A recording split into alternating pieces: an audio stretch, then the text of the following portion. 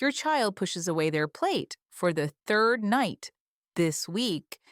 You feel that familiar knot in your stomach, so you make the offer. Just try 2 bites and you can have dessert. Or maybe you give up completely and reach for the peanut butter. Either way, you just reinforce the exact pattern you're trying to break. But French families discovered something about feeding children that flips everything you've been taught, and it's not what you think. It's not about being strict, it's about understanding 3 biological forces you've been accidentally working against. By the end of this, you'll know exactly why your current approach keeps failing and what to do instead starting tonight. Let me guess, dinner's on the table. Your child takes one look and announces they're not hungry, or they want something else, or they'll only eat the pasta, not the vegetables. And you're standing there thinking, at least they need to eat something, right? So you negotiate, you bribe, you make a second meal, and somewhere in the back of your mind, you're wondering how this became so hard. Here's what most parents don't realize: every time you cave, every time you offer an alternative, you're teaching your child something powerful, that refusing gets results. That if they hold out long enough, you'll break. This isn't manipulation. They're not trying to make your life difficult. Their brain is just learning the pattern you're accidentally teaching. Let me show you the 3 things you're probably doing right now that seem helpful, but are actually making everything worse. First, you're creating backup options. When your child refuses what's on their plate and you make them chicken nuggets instead, what just happened? You taught them that the first meal is optional, that dinner is negotiable, that refusal has no consequence. And tomorrow night, they'll refuse again because it worked today. Second, you're pushing them to eat. Just one more bite, sweetie. Come on, you can do it. Every time you do this, something counterintuitive happens. The more you pressure, the less they eat. Because humans, even tiny ones, resist being controlled. Think about it. If someone stood over you at dinner insisting you finish your vegetables, you'd want to throw the fork across the room. Your child feels exactly the same way. Third, you're letting them graze between meals. The crackers at 4, the juice box in the car, the granola bar they beg for an hour before dinner. These seem harmless, but but here's what you don't see. You're eliminating the one thing that makes children willing to try new foods: real appetite. So, what do French parents do that's so different? They follow one deceptively simple rule. But before I tell you what it is, you need to understand why your child behaves this way in the first place. Because once you see the biology, everything makes sense.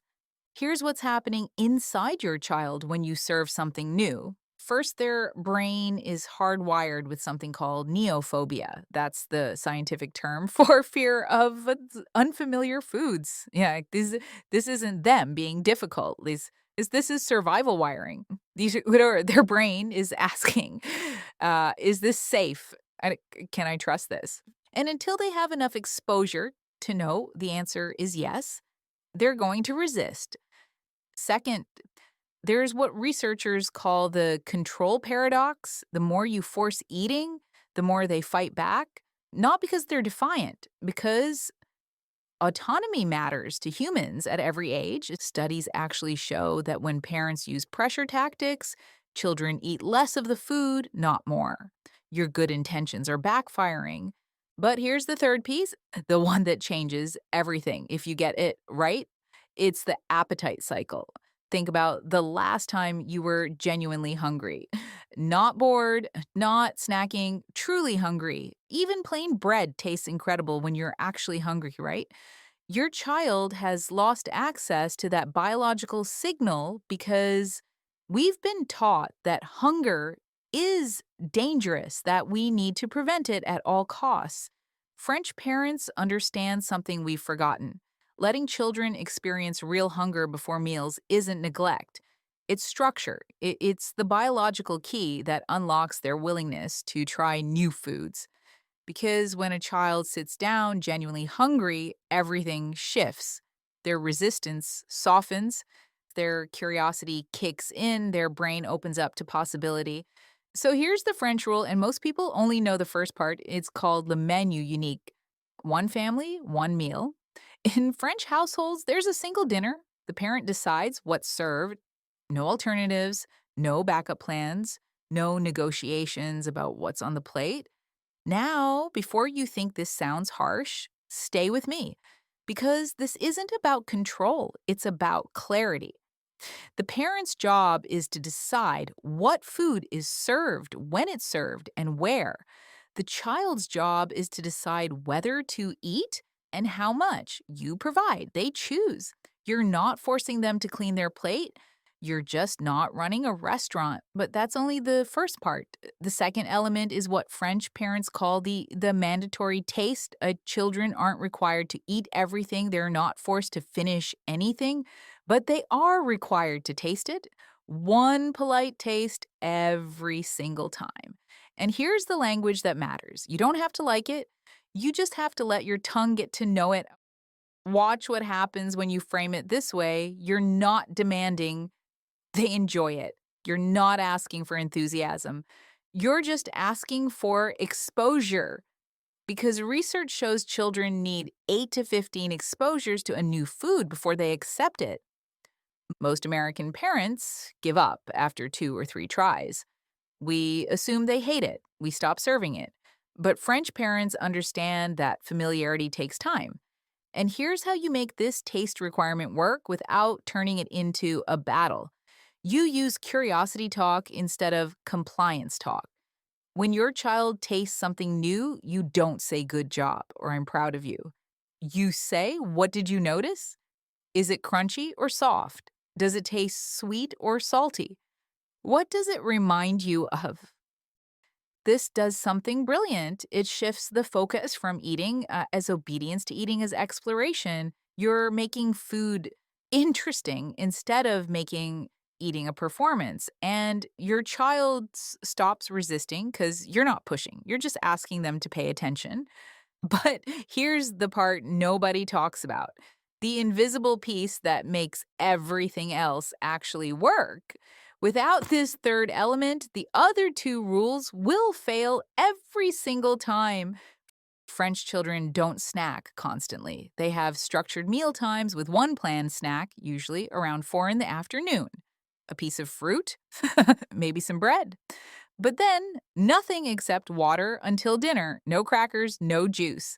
No, just a little something to tide them over. This is the 2 hour hunger window, and it's non negotiable because if your child ate chips an hour before dinner, none of this works.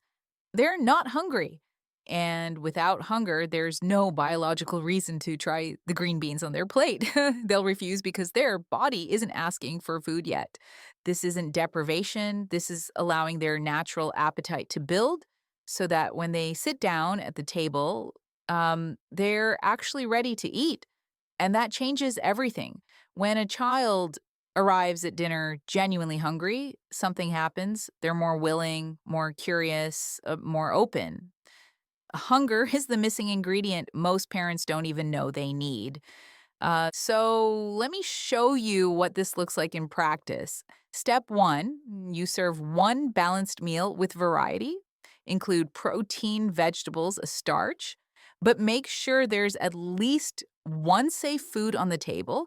By safe food, I mean something they'll eat without a fight. The bread, the fruit, this ensures they always have something to fill up on, which lowers your anxiety and theirs. Step two, you require a polite taste of everything. Use the exact language. You don't have to like it, you do have to taste it so your tongue learns. Step three, after they taste, they decide what else to eat from what's on the table. You don't hover, you don't count bites, you just let them eat. Step four, you maintain the schedule. If they don't eat much, the next meal comes at the next scheduled time. No emergency snacks, no special treatment. And step five, this is crucial. You don't comment on what or how much they eat. No praise for finishing, no criticism for refusing. You stay neutral because the moment you attach emotion to eating, you create pressure. Now, let me show you the exact conversation. Your child sits down, they see broccoli on their plate. They immediately say, I hate broccoli. You respond calmly. You don't have to like it. You do have to taste it, just one taste so your tongue learns. They hesitate. You wait, no pressure, no staring, just, quiet expectation. Finally, they take a tiny bite, they make a face, maybe a dramatic sound. You stay completely calm, you lean in with curiosity. Okay, so, and what did you notice? Was it crunchy? They pause. Yeah, crunchy and kind of weird. Interesting. Crunchy and weird. Thank you for tasting. Now, what else looks good to you? They eat the chicken, they eat the rice, they don't touch the broccoli again, and that's a win because they tasted it. That's exposure number one. This is where most parents give up. They assume their child hates broccoli and they stop serving it. But French parents know something different. Next time you serve broccoli, it'll be slightly more familiar. By the eighth time, they might eat two bites without prompting. By the 15th, they might actually ask for it. This is the long game. And families who implement this exact approach report a clear pattern. Within 2 weeks, meal times feel less like battles. Within a month, kids start trying foods they used to refuse automatically. Not because we forced them, because we created the conditions that allowed their bodies to want food. Now you're probably thinking one of three things. Let me address them. First, what if my child I doesn't eat anything at dinner? Here's the truth. If your child arrives at the table genuinely hungry and there's at least one safe food available, they will eat something. Children have powerful survival instincts. Their bodies won't let them starve. When food is right in front of them, they might not eat much. They might not eat what you hoped, but they will eat. Now, if they refuse everything, here's what you do. You stay calm, you say, okay, you don't have to eat, but this is what we're having. The kitchen closes after dinner, breakfast is at 7, and then you follow through. One missed meal doesn't harm a healthy child. What harms them is learning that refusing gets them special treatment. Second question, what if they have extreme picky eating? If your child has a diagnosed feeding disorder or severe sensory issues, you need specialized support. This approach is for typical picky eating. But here's what I've seen: most children don't have a disorder. They have a pattern that's been accidentally reinforced, and patterns can be changed. Third question, what if they refuse the mandatory taste? This is where you hold the boundary gently but firmly. The tasting requirement doesn't change. Like, you're not forcing volume, you're not demanding they finish. Just one taste. If they refuse, you stay calm. You simply say, in our family, we taste everything once. Take your time, and then you eat your own meal. You're not punishing, you're just maintaining the expectation. Usually they take the taste because they're hungry, but if they still refuse, you clear the plate when the meal ends, and no anger, no lecture. The lesson happens when they're hungry later, not during the fight now. Let me give you realistic expectations about what's going to happen. Days 1 to 3, your child will test you. They might skip a meal. They might eat very little. This is normal. They're learning the new rules and checking whether you'll cave. Don't cave. Days 4 to 7, you'll see the first shift. They'll start eating more at meals because they're actually hungry. Weeks 2 to 3, the battles decrease dramatically. This starts feeling easier. By 4 to 6 weeks, this becomes your normal. And here's what you need to hear. Everything you've been doing until now, you were doing it because you care, because you love your child. You just didn't have the complete picture. Now you do. You're not just teaching them to eat dinner tonight. You're teaching them a life skill. You're teaching them that hunger is normal and manageable, that new foods become familiar over time, that meals are predictable and safe. So take a breath. You've got this. Says, now, this French approach solves picky eating But what about when your child is screaming in the grocery store and your calm voice is actually making it worse? There's a 60-second method that stops meltdowns by doing something completely counterintuitive with your body. Watch it here.